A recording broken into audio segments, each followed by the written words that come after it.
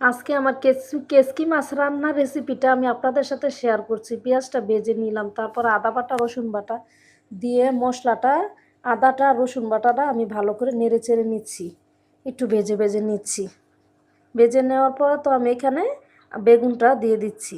বেগুন দিয়ে আমি এখন হলুদের ফাঁকি দিয়ে দিচ্ছি, তারপর ধনিয়ার ফাঁকি দিয়ে দিচ্ছি, তারপর আমি একটু মরিচ বেশি খাই, মরিচটা দিয়ে দিচ্ছি, তারপর পরিমাণ মতো লবণ দিয়ে দিচ্ছি, দিয়ে এবার সাথে আবার একটু জিরার ফাঁকি দিয়ে দিচ্ছি।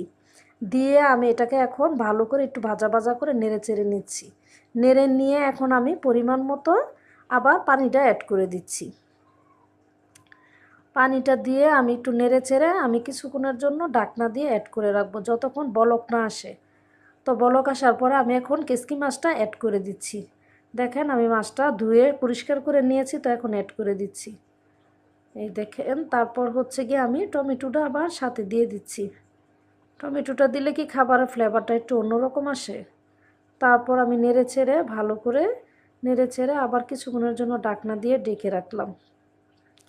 তো ডেকে রাখছিলাম, এই যে তারপর হচ্ছে কি আমি ঢাকনা খুলে এখন বলক আসছে, তারপর আবার একটু নেড়ে চেড়ে দিচ্ছি।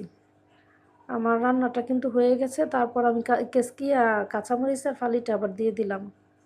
দেওয়ার পর আমি এখানে আবার ধনিয়া পাতা দিয়ে দিচ্ছি। ধনিয়া পাতা অ্যাড করে দিয়েছি। আমার রান্নাটা কিন্তু শেষ। তো আমি এখন খেয়ে নিচ্ছি খুব মজা করে।